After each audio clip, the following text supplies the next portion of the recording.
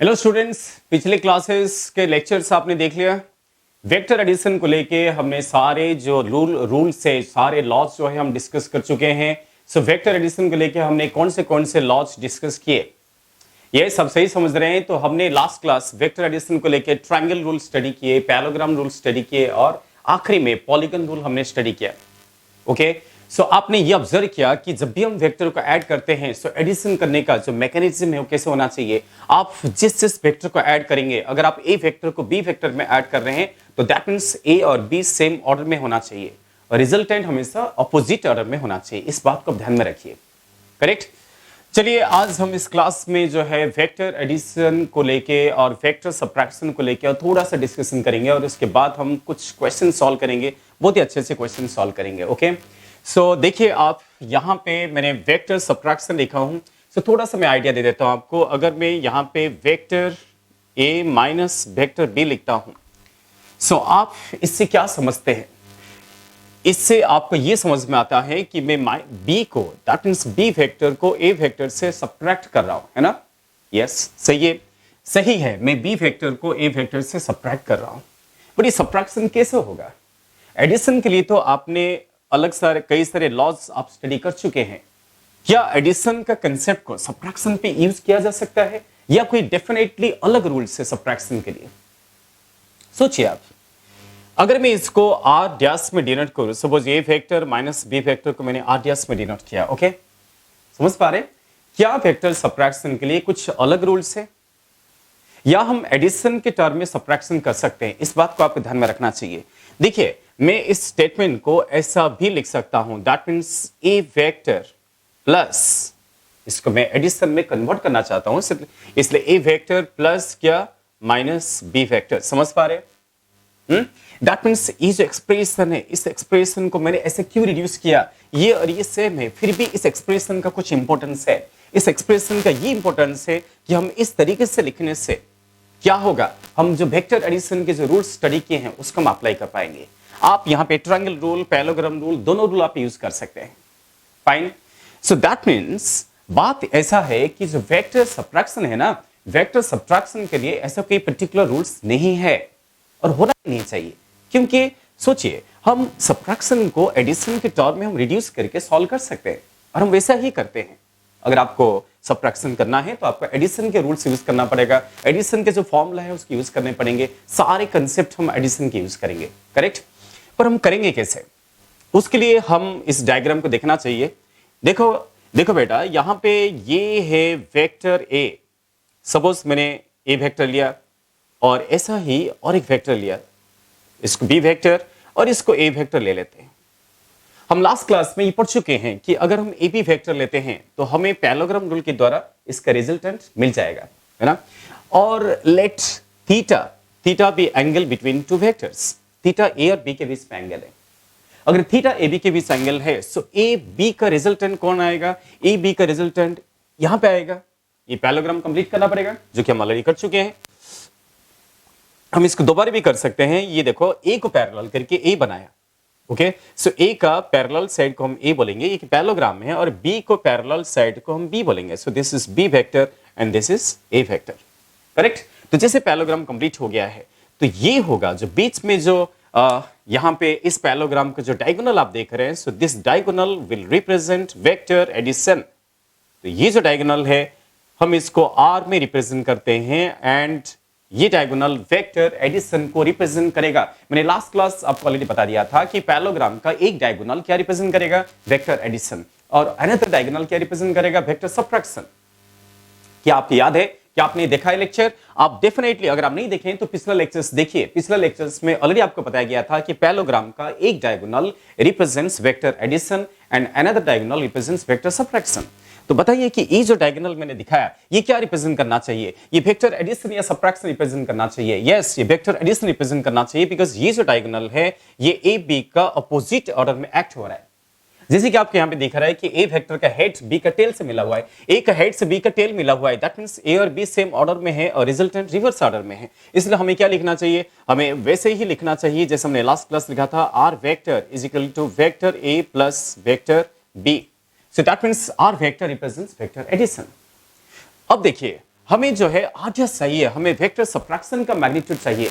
तो सोचिए, अगर ए वेक्टर और बी वेक्टर के बीच में एंगल थीटा है, अब हमें ये पैरेललोग्राम के नीचे हम और एक पैरेललोग्राम बना सकते हैं, बिकॉज आपको यहां पे ए को ऐड करना है माइनस बी के साथ। अगर आप सबट्रैक्शन चाहते हैं, सबट्रैक्शन होने के बाद जो वेक्टर है उसको हम आरडीएस लिख रहे हैं, एडिशन होने के बाद जो वेक्टर है उसको हम आर लिख रहे हैं। अगर आपको आरडीएस चाहिए तो आपको क्या करना चाहिए, ए वेक्टर को ऐड करना चाहिए, बट किससे ऐड करना चाहिए, माइनस बी के साथ, प्लस बी के साथ नहीं। और माइनस बी का मतलब क्या है, बी का नेगेटिव वेक्टर, बी वेक्टर ये है, तो माइनस बी कैसे होगा, यस माइनस बी का जो है उसकी डायरेक्शन बी का रिवर्स डायरेक्शन में होगा। व्हाट इज नेगेटिव वेक्टर, आप सभी पढ़ चुके हैं, नेगेटिव वेक्टर का मैग्नीट्यूड सेम होना चाहिए बट डायरेक्शन जो है अपोजिट होना चाहिए। अगर ये बी वेक्टर है तो ये क्या होगा, minus B vector. So A vector और माइनस बी वेक्टर, देखिए ए को माइनस बी में ऐड करना है, इसलिए आपको पैरेललोग्राम कैसे बनाना पड़ेगा, आपके पैरेललोग्राम में ए वेक्टर और माइनस बी वेक्टर होना चाहिए। इसलिए कोई बात नहीं, हम ये पैरेललोग्राम बना सकते हैं। सो ए वेक्टर और माइनस बी वेक्टर, सो पैरेललोग्राम इस तरीके से कंप्लीट हो गया है। देखो बेटा, सो ये अगर ए वेक्टर है सो ये भी ए वेक्टर है, और सिमिलरली अगर ये माइनस बी वेक्टर है तो हम इसको भी क्या बोलेंगे, minus of B vector. So now we have to add vector A with minus B vector. तो इसलिए हम जब ऐड करेंगे तो हमें कौन सा एंगल का नीड होगी, क्या हमें ये जो थीटा है उसका नीड होगा, नहीं, बिकॉज हम जिस दोनों वेक्टर को ऐड कर रहे हैं उनके बीच का एंगल हमारे लिए कंसिडरेशन होगा। तो उनके बीच जो एंगल है वो थीटा नहीं है, वो 180 डिग्री माइनस थीटा है। ठीक है, तो ये जो एंगल है उसे मुझे क्या लिखना पड़ेगा, 180 माइनस थीटा। सो 180 माइनस थीटा क्या है, ए वेक्टर और माइनस बी वेक्टर के बीच में एंगल है, जबकि थीटा क्या है, ए वेक्टर और बी वेक्टर के बीच एंगल है। ओके, समझ में आ रहा है। तो वापिस इस डायग्राम को देखिए, तो इस पैरेललोग्राम का डायगोनल कौन सा होगा रिजल्टेंट, दैट मींस आरडीएस को हम कैसे रिप्रेजेंट करेंगे, यस ये जो डायगोनल है जो कि रिवर्स ऑर्डर में एक्ट हो रहा है, किसके रिवर्स ऑर्डर में एक्ट हो रहा है, ये जो डायगोनल मैंने बनाया, तो बताओ बच्चे कि ये जो डायगोनल है क्या मैं इसको आरडीएस लिख सकता हूं, यस हम इसको आरडीएस लिख सकते हैं, बिकॉज आरडीएस क्या है, आरडीएस वो वेक्टर है जो कि ए और माइनस बी का एडिशन से आया है, ए वेक्टर और ये minus B vector. So minus B vector और ए वेक्टर किस ऑर्डर में है, देखिए आप सेम ऑर्डर में है, बिकॉज ए वेक्टर का हेड से माइनस बी का टेल मिला हुआ है। ओके, समझ पा रहे हैं, तो ए का हेड से माइनस बी का टेल मिला हुआ है, ए का हेड से माइनस बी का टेल मिला हुआ है, इसका मतलब ए और माइनस बी सेम ऑर्डर में है और आरडीएस रिवर्स ऑर्डर में है। आपको ऑलरेडी और हर बार मैं आपको चीज बता रहा हूं कि ये चीज हमेशा ध्यान में रखिए, आप जिस वेक्टर को ऐड कर रहे हैं उनका हेड टेल कॉम्बिनेशन होना चाहिए, वो सेम ऑर्डर में होना चाहिए। दैट मींस ए का हेड से माइनस बी का टेल मिला हुआ है और आरडीएस जो है रिवर्स ऑर्डर में है, तो पता चल गया आपको कि आरडीएस जो है ये इस डायगोनल को रिप्रेजेंट कर रहा है जो हमने लास्ट क्लास में डिस्कस किया था, उसको बस मैं अलग अलग करके दिखा रहा हूं। लास्ट क्लास में एक ही पैरेललोग्राम में दोनों डायगोनल को दिखाया था, ठीक है नहीं, यस। सो अब आप बताइए कि अगर आपको आरडीएस का मैग्नीट्यूड चाहिए, दैट मींस आरडीएस वेक्टर का मैग्नीट्यूड चाहिए। सो आरडीएस वेक्टर का मैग्नीट्यूड का मतलब क्या है, ए माइनस बी का मैग्नीट्यूड, दोनों बात सही है। सो आरडीएस का मैग्नीट्यूड निकालना मतलब ए माइनस बी का मैग्नीट्यूड निकालना, तो इसका मैग्नीट्यूड कितना होगा, यस अगर आपको मैग्नीट्यूड चाहिए तो आप वही एक्सप्रेशन यूज कीजिए जो हमने लास्ट क्लास फाइंड आउट किया था। क्या फॉर्मूला था, A square plus A square मतलब ए का मैग्नीट्यूड का स्क्वायर है ना, A square plus B square plus 2ab cos, angle कौन सा लेना पड़ेगा, यस एंगल लेना पड़ेगा 180 माइनस थीटा और इसका अंडर रूट, करेक्ट। कई बार बच्चे यहां पे कंफ्यूज होते हैं, बच्चे कई बार क्लास में ये भी पूछते हैं कि सर यहां पे बी क्यों, यहां पे माइनस बी क्यों नहीं। अरे देखो आप, यहां पे माइनस का मतलब क्या है, माइनस का मतलब है अपोजिट डायरेक्शन, सिर्फ डायरेक्शन के लिए माइनस साइन यूज हुआ है, मैग्नीट्यूड तो वही रहेगा ना। ओके, अगर आप कंफ्यूज हो रहे हैं फिर भी मैं आपकी एक छोटी सी चीज को रिप्रेजेंट भी करना चाहूंगा, इसलिए इसको दोबारा इसको मिटा के मैं आपको उस चीज को एक्सप्रेस कर रहा हूं। देखो बेटा, माइनस बी का कोई मतलब नहीं है, माइनस बी का मतलब है कि बी का सिर्फ रिवर्स डायरेक्शन में।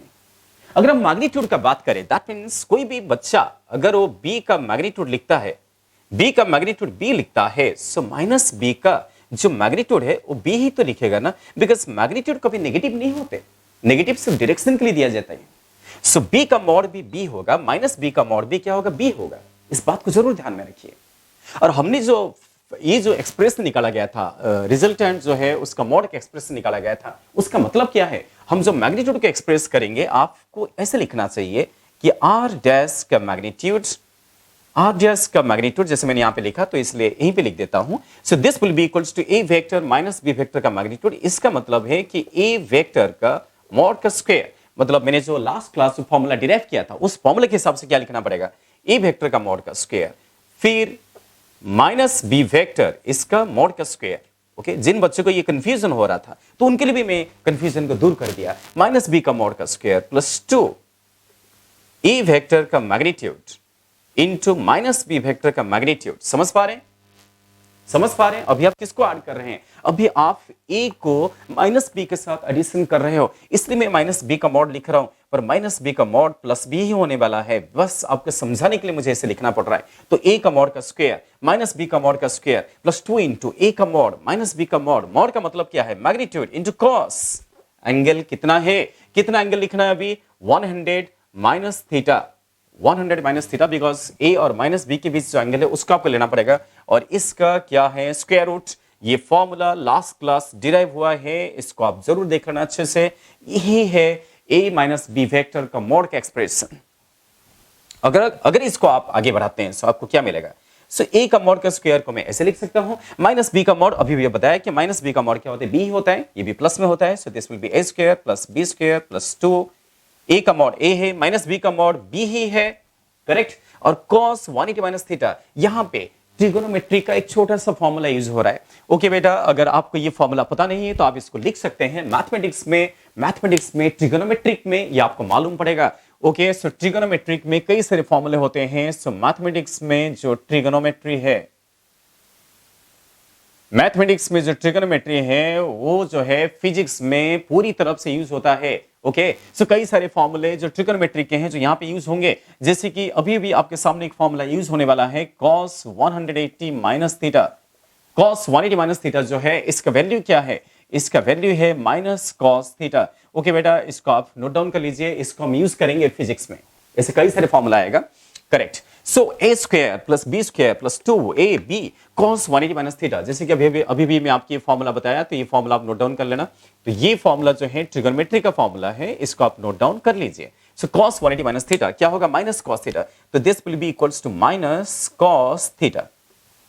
ओके, और इसका स्क्वायर रूट, सो फाइनल आपको क्या मिल गया, so this will be equals to A square plus B square, ये माइनस साइन आ गया है, so minus 2ab cos theta, और इसका स्क्वायर रूट ये है A vector minus B vector का मैग्नीट्यूड का एक्सप्रेशन, ये है A vector minus B vector का मैग्नीट्यूड का expression. That means A plus B, जब हम ये सिचुएशन आपके सामने है, इस सिचुएशन में अगर आपको ए प्लस बी का मॉड पूछा गया तो यहां पे प्लस साइन आएगा, अगर ए माइनस बी का मॉड पूछा गया तो यहां पे माइनस साइन आएगा, करेक्ट। तो मैं यहां पे लिख भी सकता हूं कि जैसे कि मैंने आर वेक्टर को ए वेक्टर प्लस बी वेक्टर लिखा हूं, सो थोड़ा सा नीचे ध्यान दीजिए, इसके नीचे मैं इसे लिख सकता हूं कि आर का जो मैग्नीट्यूड है, दैट मींस आर वेक्टर का मैग्नीट्यूड का मतलब क्या है, A vector plus B vector का मैग्नीट्यूड। तो इसके एक्सप्रेशन क्या होगा, इसके एक्सप्रेशन तो लास्ट क्लास से निकल चुका है, ए प्लस बी का मैग्नीट्यूड होगा A square plus B square plus 2ab cos theta, और इसका स्क्वायर रूट, इसका square root.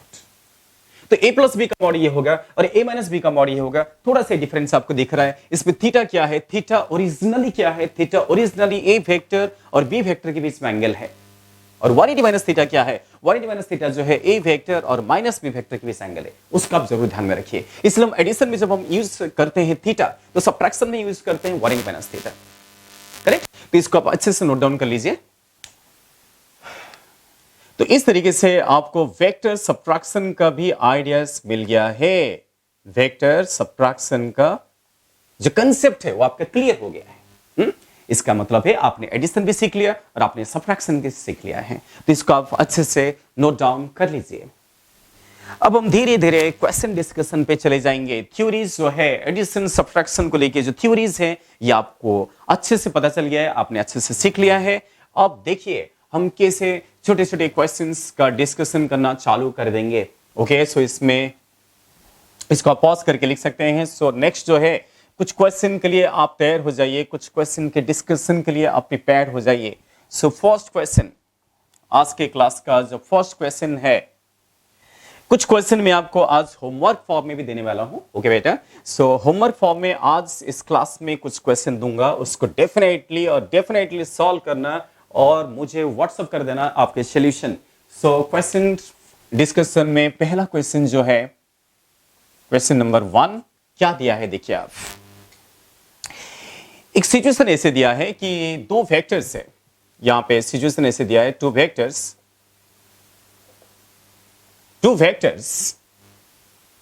having equal magnitude,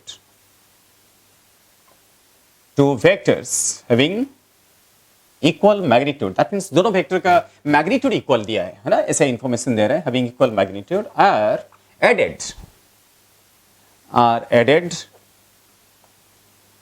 okay, and it is given that ये दिया हुआ है कि magnitude of their resultant, that means दोनों वेक्टर का उनका मॉड सेम है, उनका मैग्नीट्यूड सेम है, और जब इसको वेक्टर एडिशन कर दिया गया है तो ये दिया हुआ है कि it is given that magnitude of their resultant is equal to either of them। अरे इसका मतलब क्या है? इसका मतलब क्या है, जब दो वेक्टर को ऐड करेंगे तो एक रिजल्टेंट वेक्टर आएगा, और हमारे सामने क्या दिया है, हम इस दो वेक्टर को एक को हम a मान लेते हैं और एक को b मान लेते हैं। So as per information of the question, दोनों वेक्टर का मॉड क्या दिया है, सेम दिया है, a का mod is equal to b का मॉड, ऐसे आपको दिया है। ओके, आप ये जो दोनों मॉड है उसका आप कुछ मान सकते हैं। सपोज हमने x मान लिया, a का मॉड को भी x मान लिया, b का मॉड को भी x मान लिया, और क्या दिया है, and it is given that magnitude of their resultant का मतलब क्या है, जैसे कि आप दोनों वेक्टर को ऐड करोगे, a vector plus b vector, तो आपको एक न्यू वेक्टर मिलेगा, वो क्या है, रिजल्टेंट वेक्टर है। Magnitude of the resultant is equals to either of them. इसका मतलब क्या है कि जो r वेक्टर है ना, r वेक्टर का जो मॉड है वो इक्वल है किसके साथ, आइदर ऑफ देम। अरे उनका भी तो मॉड इक्वल है ना, इसका मतलब क्या है, इनडायरेक्टली इसका मतलब यह है कि r वेक्टर का मॉड भी किससे इक्वल है, x से इक्वल है ना। तो इस क्वेश्चन को पूरी तरफ से समझ लिया गया है। इस क्वेश्चन के इंफॉर्मेशन के हिसाब से a का मॉड, b का मॉड, r का मॉड, सभी का मॉड क्या है, सेम है। क्या ये पॉसिबल है? यस, ये पॉसिबल है, क्योंकि हम जो एक्सप्रेशन डिराइव किए हैं उस एक्सप्रेशन के हिसाब से r वेक्टर का मॉड का फॉर्मूला क्या है, आज ही आपको पता चला। r वेक्टर का मॉड का फॉर्मूला है a वेक्टर का मॉड का स्क्वायर प्लस b वेक्टर का मॉड का स्क्वायर प्लस 2 a का मॉड इंटू b का मॉड इंटू क्या, cos थीटा। ये हमने लास्ट क्लास डिराइव कर चुके हैं। ओके, और इसका क्या है, स्क्वायर रूट, इसका स्क्वायर रूट है, ठीक है। तो इसको हम अगर एक्सप्रेस करते हैं, ये मॉड का स्क्वायर, मतलब इसको मैं सिंपल ऐसे लिख देता हूं कि r square is equal a square plus b का मॉड b है, b square plus 2ab cos theta. Correct, मैंने क्या किया, दोनों तरफ स्क्वायरिंग किया, स्क्वायरिंग करने की वजह से ये r स्क्वायर हो गया और ये स्क्वायर रूट हट गया, है ना। सो बोथ साइड्स हम स्क्वायरिंग कर रहे हैं, तो r square will be equals to a square plus b square plus 2ab cos theta. और एज फॉर इंफॉर्मेशन, आपको जो क्वेश्चन की इंफॉर्मेशन दिया है, क्वेश्चन का इंफॉर्मेशन क्या दिया है, इंफॉर्मेशन ये दिया है कि a का mod is equal to b का mod is equal to r का mod is equal to x, सभी का मॉड क्या दिया है, सेम दिया है। तो उसको पुट कर लेते हैं, तो आपको क्या मिलेगा, x square is equal x square plus x square plus 2x into cos theta, ये आपको मिलेगा। यस, बस इस इक्वेशन को सॉल्व कर देंगे तो आपके यहां पे एंगल निकल जाएगा। एक्चुअली यहां पे जो इंफॉर्मेशन दिया है उसके हिसाब से क्वेश्चन क्या पूछा गया है, इस क्वेश्चन को समझाने के बाद मैं आपको क्या पूछा गया है लिख लेता हूं। क्वेश्चन ये है कि फाइंड एंगल, ओके, क्या निकलना है वो तो मैं लिखना भूल गया था ना। सो क्या पूछा गया है, find angle between two vectors, find angle between two vectors. That means हमें यहाँ पे दोनों जो वेक्टर दिया है ना, लाइक हमने ए वेक्टर और बी वेक्टर लिया, उनके बीच का एंगल पूछा गया है। So we have to find angle between two vectors. तो हम कैसे निकालेंगे? कुछ नहीं, बस अब पूरी इंफॉर्मेशन तो आपने स्कैन कर लिया, पूरी इंफॉर्मेशन आपके सामने, यहाँ पे सभी का मॉड सेम है, तो इसको यहाँ पे कैंसिल कर देंगे। देखो x square is x square plus 2x square cos theta, यहाँ पे एक एक्स स्क्वायर कट गया है ना। सो क्या मिलेगा आपको? X square is equal to X square plus 2x square cos theta. बस इसको जस्ट मल्टीप्लिकेशन कर दीजिए और आपको एक्सप्रेशन निकल जाएगा। यहां से क्या मिलेगा? यहां से आपको मिलेगा cos थीटा, दैट मींस देखो यहां कट गया है, सो 2x स्क्वायर cos थीटा कितना मिलेगा? 2x square cos theta will be equals to minus of x square, और x स्क्वायर कैंसिल हो गया, which implies that cos theta will be equals to minus half. और cos theta minus half कब होता है? क्या आपको ट्रिगोनोमेट्रिक ट्रायंगल याद है? जो ट्रिगोनोमेट्रिक टेबल है, ट्रिगोनोमेट्रिक टेबल के हिसाब से, ट्रायंगल के हिसाब से cos थीटा अगर माइनस हाफ है तो थीटा कितना होता है? थीटा होता है 120 डिग्री। दैट मींस इस क्वेश्चन का आंसर क्या आना चाहिए? 120 डिग्री। तो ये है इस क्वेश्चन का आंसर। ये क्वेश्चन का आंसर आपके सामने आ गया है। So angle between two vectors कितना आएगा? 120 डिग्री। और किस तरीके से आया आप ध्यान से देखिए। आप और एक बार बोल देता हूं, आपको जो इंफॉर्मेशन दिया है क्वेश्चन में, क्या इंफॉर्मेशन दिया है? To vectors having equal magnitude. क्या होता है कि क्वेश्चन में जो भी इंफॉर्मेशन देगा ना, उसको ना अच्छे से एक्सट्रैक्ट करो, क्वेश्चन के इंफॉर्मेशन को खींच के लाओ क्वेश्चन से। जैसे कि हमने ये जो चीज लिख रहे थे ना, तो क्वेश्चन के इंफॉर्मेशन को ला के यहाँ पे रिप्रेजेंट कर रहे थे। इंफॉर्मेशन का अच्छे से रिप्रेजेंट करना, और आपका नीड क्या है सोचना, उसके बाद आप डेफिनेटली सॉल्व कर सकते हैं। इंफॉर्मेशन क्या था? Two vectors having equal magnitude are added and it is given that magnitude of their resultant is equal to either of them. That means जो रिजल्टेंट है उसका मॉड भी एक से इक्वल है। वो दोनों तो आपस में इक्वल है, वो दोनों का मैग्नीट्यूड इक्वल है, वो दोनों इक्वल नहीं है। ए वेक्टर बी वेक्टर से इक्वल नहीं है, बट ए वेक्टर का मॉड बी वेक्टर का मॉड से इक्वल है। हाँ? उसको जरूर ध्यान में रखिए। उसको हमने x मान लिया, इसको सारे वैल्यूज पुट कर दिया, सॉल्व कर दिया, और आपका आंसर आ गया है। तो इस क्वेश्चन का आंसर क्या है? 120 डिग्री। ये मैंने आपको इक्वेशन बेसिस पे सॉल्व किया।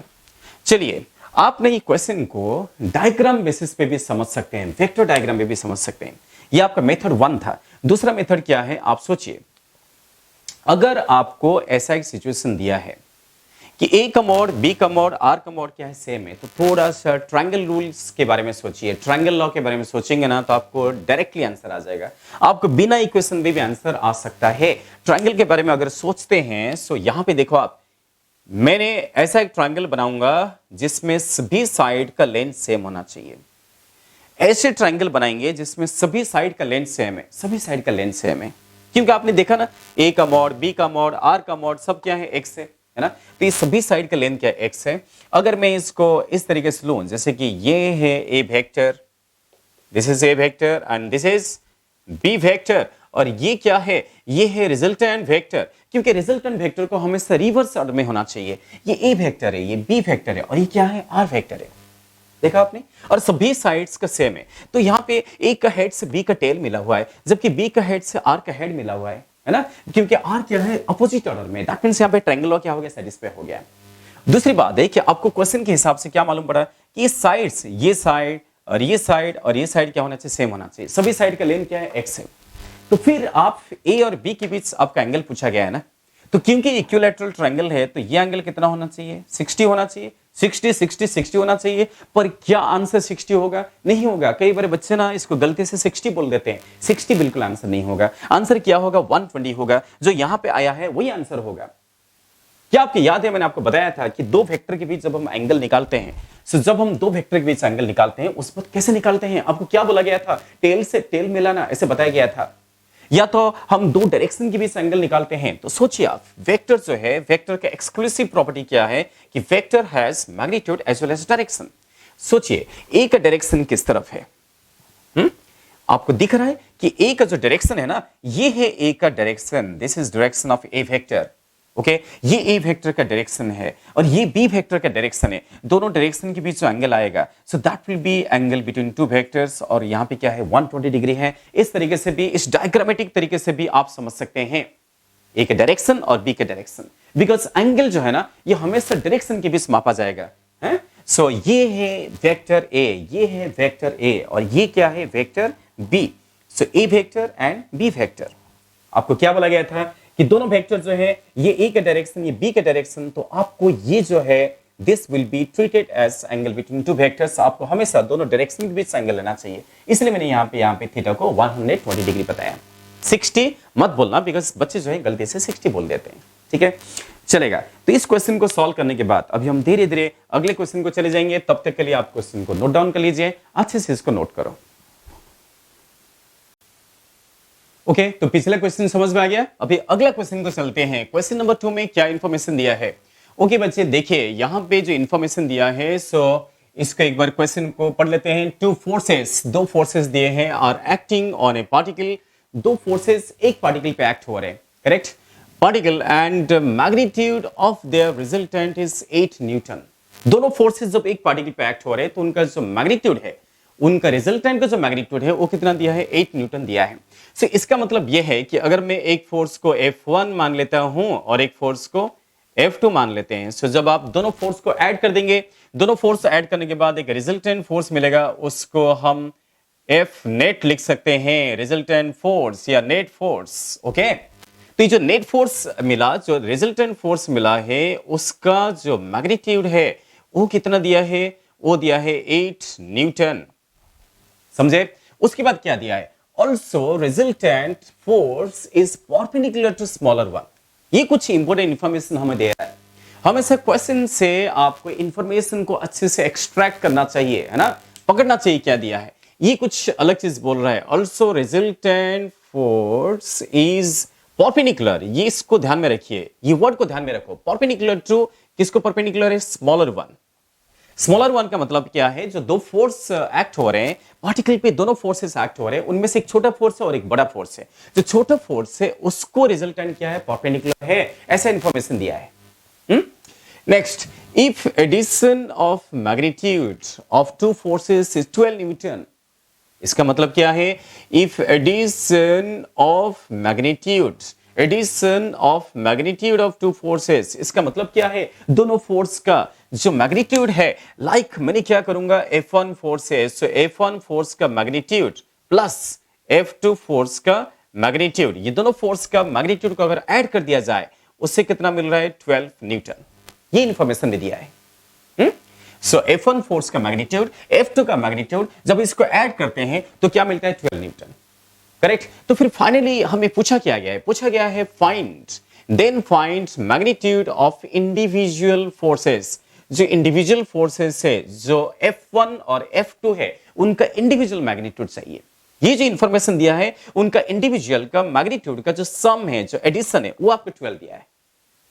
ओके, सोच पा रहे हैं? यस। जब भी आपके सामने क्वेश्चन होता है, आप हमेशा क्वेश्चन को अच्छे से परखना जरूरी है, क्वेश्चन के पूरी इंफॉर्मेशन को अच्छे से एक्सट्रैक्ट करना जरूरी है। हमने सारे इंफॉर्मेशन यहां पे लिख चुके हैं।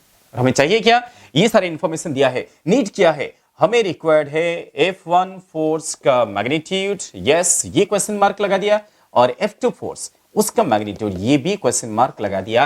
ये हमें फाइंड आउट करना है। सो बताइए हम क्या करें, कैसे सॉल्व करें। सोचिए, जब ये इंफॉर्मेशन आ गया है, अपना दिमाग में क्या चलना चाहिए, सोचो। आपको मालूम है, अगर दो फोर्सेस एक्ट हो रहे हैं, आप ट्रायंगल रूल, पैरेललोग्राम रूल, कोई भी रूल यूज कर सकते हैं।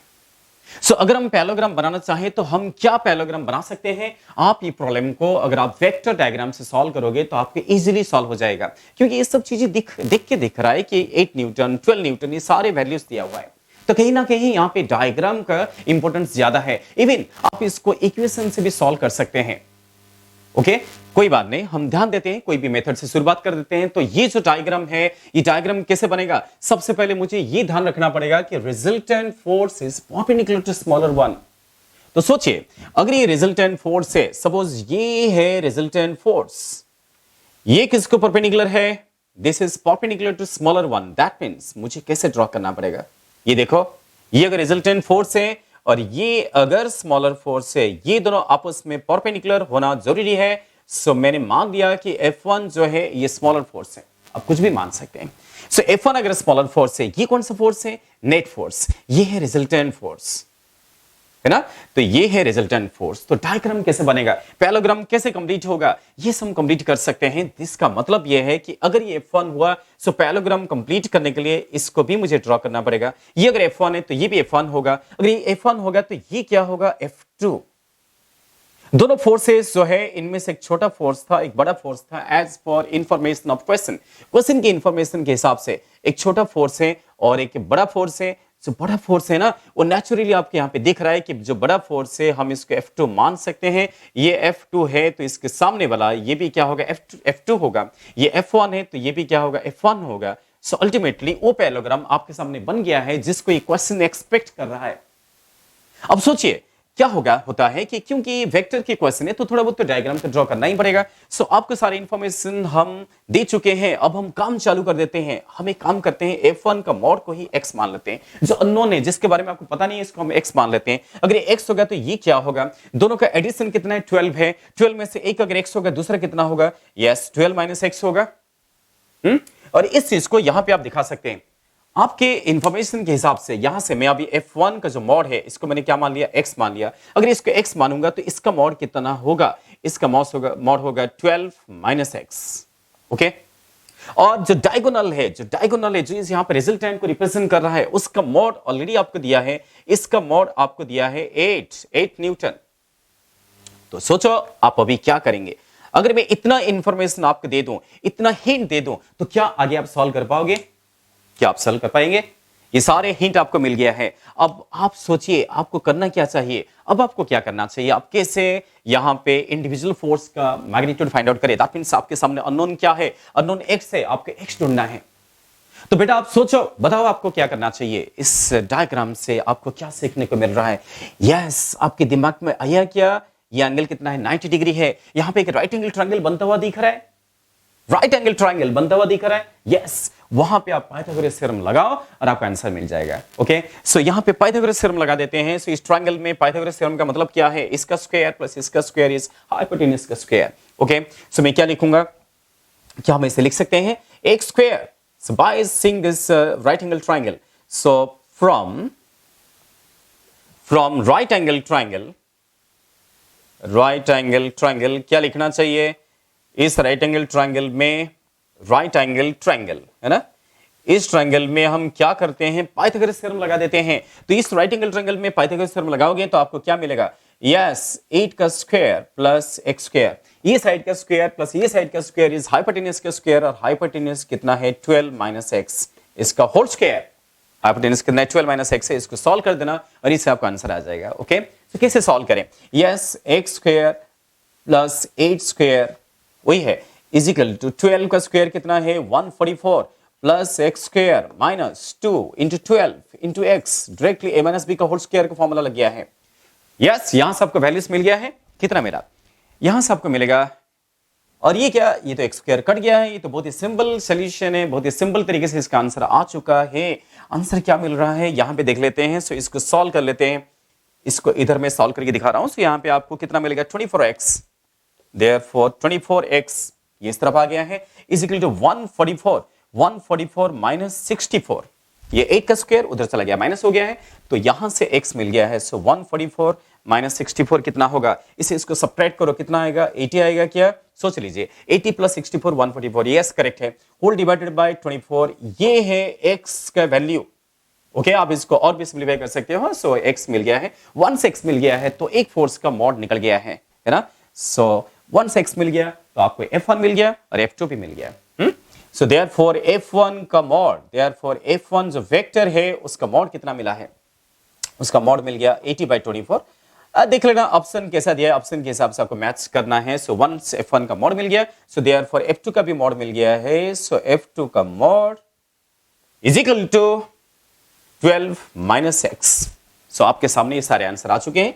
12 माइनस एक्स का मतलब है 12 माइनस 80/24, ये इसका आंसर आएगा, है ना। चलिए, तो ये क्वेश्चन भी हमने सॉल्व करके दिखाया।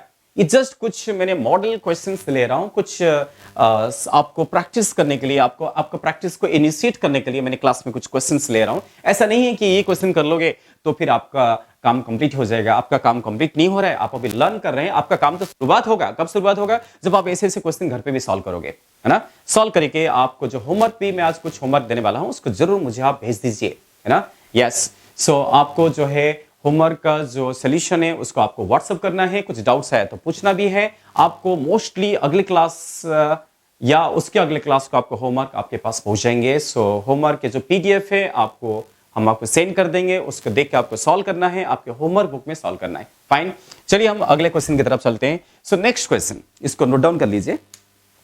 अगले क्वेश्चन में ये भी एक वेक्टर डायग्राम बेस्ड क्वेश्चन दिया है, इसको इरेज कर लो या तो वीडियो को पॉज करके लिख लेना। So next question number 3, question number 3 में क्या दिया है? थर्ड क्वेश्चन में ऐसे दिया है, ये सब क्वेश्चन हम वेक्टर एडिशन को लेकर ले रहे हैं। सो आपको इंफॉर्मेशन ये दिया है कि दो वेक्टर्स को कंसीडरेशन किया गया, टू वेक्टर्स आर गिवन। इसको शॉर्टकट में लिख लेता हूं, टू वेक्टर्स, कौन सा? ए वेक्टर एंड बी वेक्टर। आपको मालूम है कि जब हम दो वेक्टर को ऐड करेंगे तो जो रिजल्टेंट मिलेगा सो उसको हम ऐसे एक्सप्रेस कर सकते हैं, ए वेक्टर प्लस बी वेक्टर। ठीक है, तो आपको इंफॉर्मेशन दिया है कि जो रिजल्टेंट है आपको ना उसका मैक्सिमम वैल्यू दिया है। So maximum value of resultant, maximum value of resultant का mod maximum value of magnitude of resultant, ये ना आपको 17 दिया है। और रिजल्टेंट का जो मैग्नीट्यूड है उसका मिनिमम वैल्यू दिया है।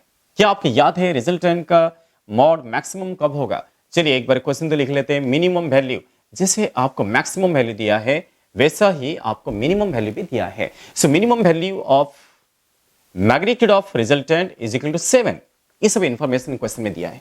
जैसे कि मैं आपको बताया कि हमेशा क्वेश्चन से इंफॉर्मेशन को अच्छे ढंग से निकलना सीखो आप, इसलिए आपको क्वेश्चन को सही ढंग से कंसंट्रेशन के साथ पढ़ना पड़ेगा। आपका कंसंट्रेशन, आपका इन्वॉल्वमेंट, है ना, तो ये आपको हमेशा हेल्प करेगा क्वेश्चन के इंफॉर्मेशन को अच्छे से रिप्रेजेंट करने के लिए। चलिए हमने क्वेश्चन को रिप्रेजेंट तो कर चुके हैं, तो है क्या क्वेश्चन? क्वेश्चन क्या पूछा जा रहा है कि क्वेश्चन ये पूछ रहा है, then find magnitude of resultant, find magnitude of resultant when angle between two vectors, when angle between vector A and B is equal to 90 degree. अगर दोनों वेक्टर के बीच एंगल 90 डिग्री है तो जो रिजल्टेंट आएगा उसका मोड क्या होगा? समझ में आ गया क्वेश्चन? दैट मींस क्वेश्चन में ऐसे इंफॉर्मेशन दिया है कि दो वेक्टर से ए एंड बी, और वो दोनों वेक्टर को जब ऐड कर दिया गया है, जो रिजल्टेंट आया है उस रिजल्टेंट का जो मैग्नीट्यूड है उसका मैक्सिमम वैल्यू 17 दिया है, मिनिमम वैल्यू 7 दिया है, और आपको रिजल्टेंट का मैग्नीट्यूड पूछा गया है। कब पूछा गया है? जब उनके बीच का एंगल कितना है? 90 डिग्री है। करेक्ट? समझ में आ गया क्वेश्चन? क्या करोगे सोचिए। क्या मैंने लास्ट क्लास रिजल्टेंट का मैक्सिमम वैल्यू और रिजल्टेंट का मिनिमम वैल्यू उसके बारे में कुछ बात किया था? यस, क्या बात किया था? रिजल्टेंट का मॉड मैक्सिमम कब होता है?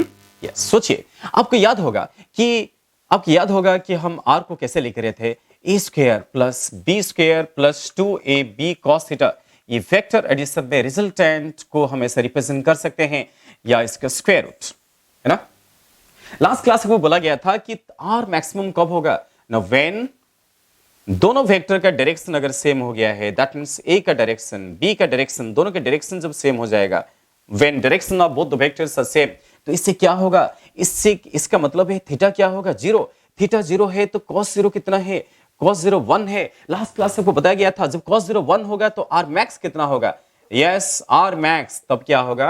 a plus b। इसको पुट कर देना, cos थीटा को जब हम 1 पुट करेंगे तो आपको मिलेगा a प्लस b। ये r max है। और आर मिनिमम कब होगा? ना व्हेन ए का डायरेक्शन आगे है, ए आगे है और बी पीछे है, ए आगे बी पीछे। इसका मतलब है थीटा कितना है? 180 डिग्री। जब थीटा 180 डिग्री है सो रिजल्टेंट क्या होगा? मिनिमम। तो जो मिनिमम होगा सो उस मिनिमम जो रिजल्टेंट है उसका मैग्नीट्यूड कितना होगा? a माइनस बी, है ना। सो आर मैक्स का फॉर्मूला क्या है? a प्लस बी, और आर मिनिमम का फॉर्मूला क्या है? a माइनस बी, जो कि आपको दिया है। यस, तो ये इंफॉर्मेशन को यूज करके ये क्वेश्चन अब सॉल्व हो जाएगा, डेफिनेटली सॉल्व हो जाएगा। इसमें फॉर्मूला बस एक ही यूज हो रहा है जो बार बार यूज कर रहे हैं। तो यहां पे r का मॉड 17 है। क्या मैं 17 को a प्लस बी लिख सकता हूं? यस, अब मैं डेफिनेटली लिख सकता हूं। सिमिलरली जो मिनिमम वैल्यू है 7 है, क्या इसको मैं a माइनस बी लिख सकता हूं? यस, मैं a माइनस बी लिख सकता हूं। अब आप सॉल्व कीजिए, a प्लस बी पता, a माइनस बी पता, तो a भी पता चल गया, b भी पता चल गया, और फिर आपका आंसर आ जाएगा, है ना। सो कितना आएगा, a का मॉड कितना आएगा और b का मॉड कितना आएगा। चलिए इसको सॉल्व कर देते हैं। सो ये जो सॉल्व करेंगे इस तरीके से हम सॉल्व कर सकते हैं। बेटा देखो यहाँ पे आपको a प्लस बी कितना मिला 17, a माइनस बी कितना मिला 7, करेक्ट। इनको ऐड कर देते हैं, प्लस बी माइनस बी उड़ गए, इनको कट कर दिया तो क्या मिला आपको 2a, 2a is equal to कितना मिला, 2a इज इक्वल टू मिल गया है 24, और 2a जब 24 मिल गया है सो a कितना मिला है 12, और a 12 मिला तो b कितना होगा, अरे a प्लस बी 17 है, अगर a 12 हो गया है तो डेफिनेटली b कितना हो गया 5, b is equal to 5। So a का मॉड मिल गया, a इज 12, b इज 5। अब हम आते हैं हमारे क्वेश्चन को, हमें क्या पूछा गया है। अब तो बताओ आप अब कर पाओगे क्या नहीं? यस, आप कर सकते हैं, आप डेफिनेटली कर सकते हैं, बिकॉज आपको चाहिए क्या, ये आपको चाहिए फाइंड, ये आपका क्वेश्चन है, हमें ये चाहिए find magnitude of resultant when angle between A and B is 90 degree. अगर एंगल 90 डिग्री है तो फिर रिजल्टेंट का मोड क्या होना चाहिए? अरे रिजल्टेंट का मोड का फॉर्मूला सामने ही है, बस थीटा को 90 पुट करना, थीटा 90 पुट कर दिया तो आपका आंसर मिल गया। ओके, यस, इसको नोट डाउन कर दीजिए। सो कुछ नहीं, बस आर का मैक्स क्या होता है a प्लस बी, आर का मिनिमम क्या होता है a माइनस बी, इसको पुट किया, सॉल्व किया, a मिला b मिला, यहां पे पुट कर दीजिए। सो फाइनली इसको आप लिख लेना, वीडियो को पॉज करके लिखते रहना, इसको मैं मिटा लेता हूं। सो अब हम फाइनली आंसर निकालने को जा रहे हैं। इस क्वेश्चन का आंसर आ गया है आपके सामने। आप क्या करेंगे, so r will be equals to a square, a कितना मिला 12, सो 12 का स्क्वायर प्लस 5 का square plus 2 into 12 into 5, directly formula use हो रहा है, ये वेक्टर एडिशन का फॉर्मूला है ना, इंटू cos 90। अरे बेटा cos 90 कितना होता है, cos 90 तो 0 होता है, cos 90 0 हो गया है, तो ये वैल्यूज क्या हो गया, 0 हो गया। जब ये 0 हो गया, 0 को किसी के साथ भी मल्टीप्लाई करो वो जाता है, वो कैंसिल, वो ही 0 हो जाता है। 0 को किसी के साथ भी मल्टीप्लाई करेंगे 0 हो जाएगा, ये पूरा टर्म ही 0 हो गया है, तो आपको क्या मिलेगा फाइनली 12 का स्क्वायर प्लस 5 का स्क्वायर, इसका क्या है स्क्वायर रूट है, कर लेना इसको, ये 144, ये आ गया 144 प्लस 5 का स्क्वायर 25, इसका अंडर रूट 144 प्लस 25 कितना होता है बताओ। यस, इसको ऐड कर दिया, ये आ गया 169, 169 का रूट क्या होता है, 169 का रूट कितना होता है, यस 12 13, यस ये होगा 13। इस क्वेश्चन का आंसर क्या है 13 है ना। यस, तो चलिए इसको आप लिख लीजिए, इस तरीके से इसको सॉल्व करना पड़ेगा। फोर्थ क्वेश्चन की तरफ जाने से पहले थर्ड क्वेश्चन अच्छे से देखो, इसको लिखो, समझो, सॉल्व करो, है ना। चलिए अब हम चलते हैं क्वेश्चन नंबर 4। क्वेश्चन नंबर 4 की तरफ चले जाते हैं। इसमें क्या इंफॉर्मेशन दिया है, नेक्स्ट क्वेश्चन बड़ी इंटरेस्टिंग है। सो नेक्स्ट क्वेश्चन जो है डायग्रामेटिक फॉर्म में दिया है आपको, इसको मिटा लेता हूं। सो अगला क्वेश्चन की तरफ चले जाते हैं। आपको एक वेक्टर डायग्राम दिया है ना, ये वेक्टर डायग्राम को अच्छे से देखो। अगला जो वेक्टर डायग्राम दिया है ना, वो कैसे दिया है, आपको तीनों वेक्टर दिया है, A vector, B vector, C vector, उनको लेके इन्होंने एक बहुत अच्छा डायग्राम बना दिया है। सोचिए किसी क्या कुछ सिचुएशन ना ऐसा ही है, सिचुएशन कुछ ऐसा है, आपको ऐसे ट्रायंगल जैसे दिख रहा है। देखो ट्रायंगल रूल हमेशा ध्यान में रखना, ऐसे दे दिया इन्होंने, क्या किया इस तरीके से दे दिया। सपोज ये वेक्टर को हमने a मान लिया, इसको a वेक्टर मान लेते हैं, और इसको b वेक्टर मान लेते हैं, और इसको c वेक्टर मान लेते हैं। देखो क्वेश्चन को समझो, हमेशा क्वेश्चन में एक डायग्राम दिया है, एक वेक्टर डायग्राम दिया है, a vector, b vector, c vector, ऐसे डायग्राम दे दिया है। ये पॉइंट का नेमिंग कर लेते हैं, इस पॉइंट का नाम o दे देते हैं, इसको o दे देते हैं, इसको p दे देते हैं, इसको q दे दिया, इस पॉइंट का नाम r दे दिया। ऐसा नेमिंग कर लेते हैं। सो ओ पी आर क्यू इस पॉइंट का नाम है ना, और ए बी सी क्या है, वेक्टर का नाम है। हमें यहां पे एक इंफॉर्मेशन दिया है, क्या इंफॉर्मेशन दिया है, ये जो साइड है पी आर का लेंथ और क्यू आर का लेंथ ना आपको इक्वल दे दिया है। सोचिए गिवन दैट, क्वेश्चन के इंफॉर्मेशन क्या है, गिवन दैट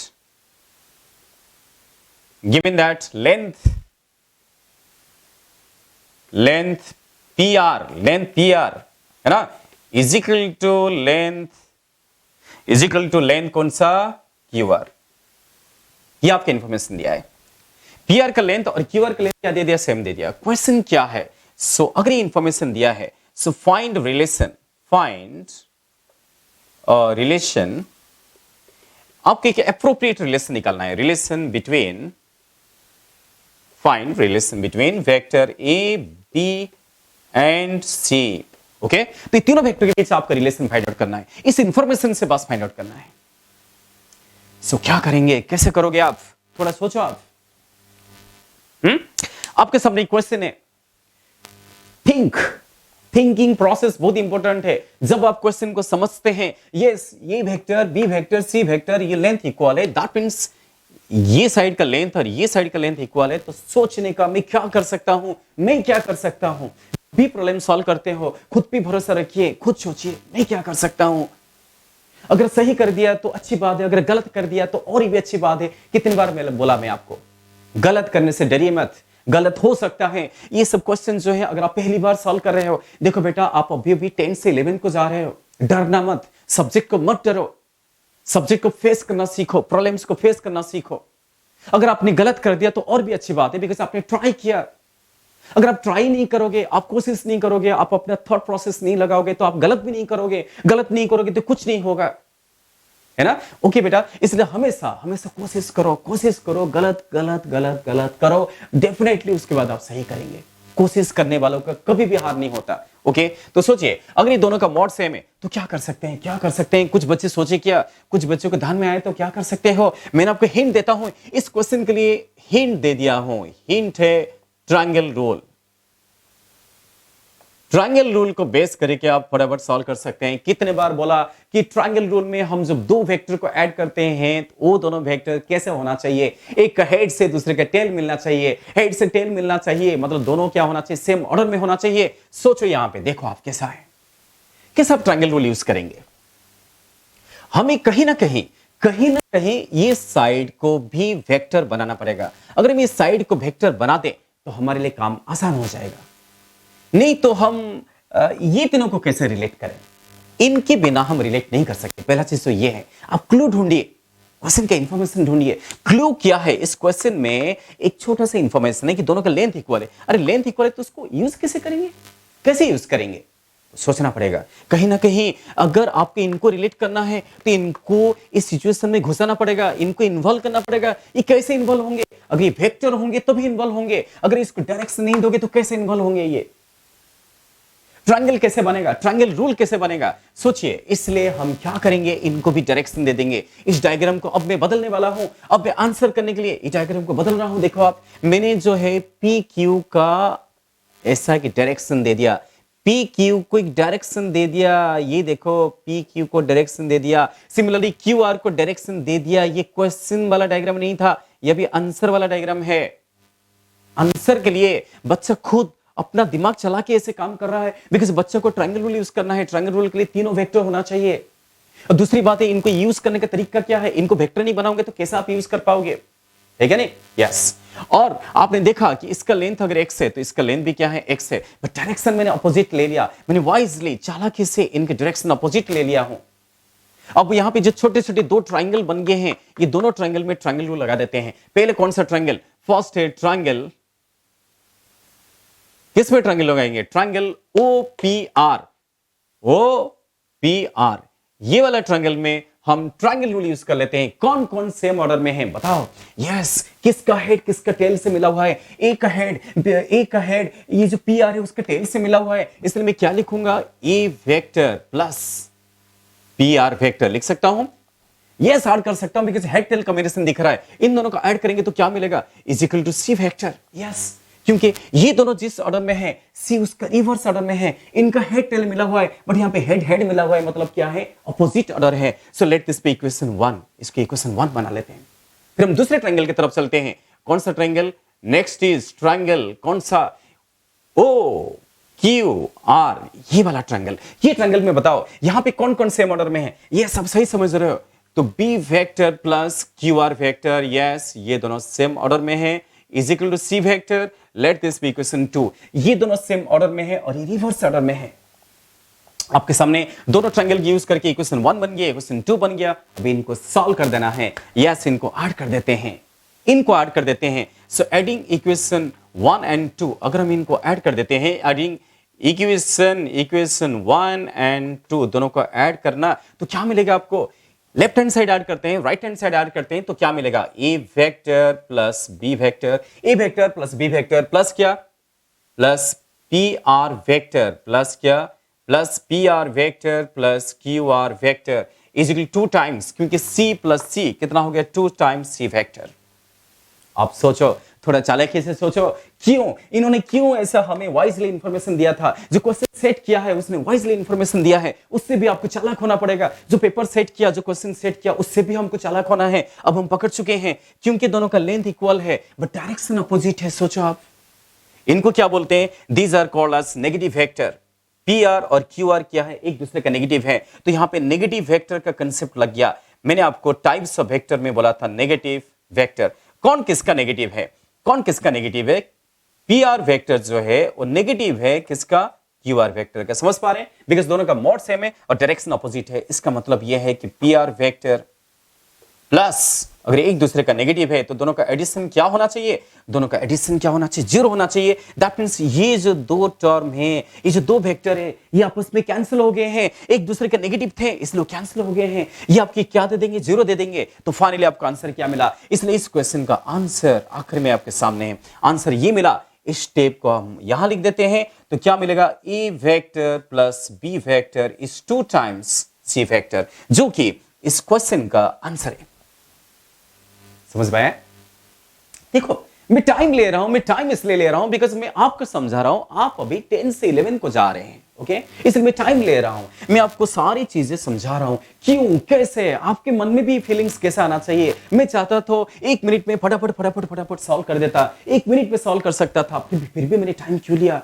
देखो बेटा, मुझे प्रॉब्लम सॉल्विंग करने का जो मेथोडोलॉजी है, प्रॉब्लम सॉल्विंग करने का जो एबिलिटीज है, वो मुझे आप में डेवलप करना है।